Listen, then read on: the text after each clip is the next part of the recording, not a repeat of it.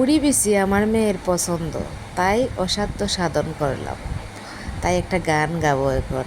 অনেক সাধনার পরে আমি উড়ি বিচি পেলাম, তোমায় চুলাইবার কৌশল পেলাম খুঁজে তোমায় আমি। আমার কাছে মনে হইতেছে অসাধ্য সাধন করছি, তাই না? হ্যাঁ, আমার কাছে এটাই মনে হইতেছে। এভাবে কেউ কোনো দিন খাইতে আমি দেখি নাই, তবে শুনছি। তো শোনাতে আমি ভাবলাম যে আমিও ট্রাই করি। তো এখন তো সিমের বীজের সিজন না, আমরা যাকে বলি উড়ি বীজের সিজন না। তো সিমের বীজ বাজার থেকে কিনে আনছিলাম, মানে উড়ি বীজ কিনে আনছিলাম শুকনাটা।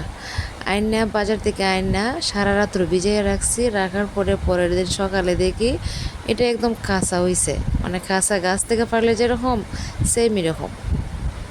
তো দেখেন, এক হাত দিয়ে কিন্তু আমি চুলাইতেছি, মানে এই যে ছাল পাকলটা তুলতেছে এক হাত দিয়ে, দুই হাত লাগতেছে না। তো যাই হোক, অনেক সুন্দর করে চুলাইলাম, এতগুলা বীজ হয়েছে। তো বীজটা দেখেন কত সুন্দর, সবগুলা বীজ চুলাই নিছি। আর কিছু বীজ আছে মানে জিটকা মুটকা আছে না, এরকম কিছু বীজ জিটকা আছে। এই বীজটা দেখুন, এই বীজটা সারা রাত্রি বীজটা কিন্তু একটু পানিও খাইছে না বীজে, খাসা হইব দূরে থাক। আর যেগুলো ভালো ছিল সবগুলা কিন্তু একদম খাসা হয়েছে। তো সুন্দর করে আমি সবগুলা বীজ চাল বাকল তুলছি। এখন আমি বীজগুলোকে সিদ্ধ করব, অল্প একটু হলুদ দিয়ে সিদ্ধ করে তারপরে দিয়ে রান্না করব। সিদ্ধ করলে কি হয়, কাঁচা গন্ধটা চলে যায়, বিষের একটা গন্ধ আছে, গন্ধটা চলে যায়। তো সিদ্ধ করার পরে আমি তরকারি যা রান্না করছি ভিডিও করতাম মনে নাই, তরকারি রান্না করে খাইও লইছি কিন্তু ভিডিও করতাম মনে নাই। এটা কোনো কথা? তো কিছু করার নাই।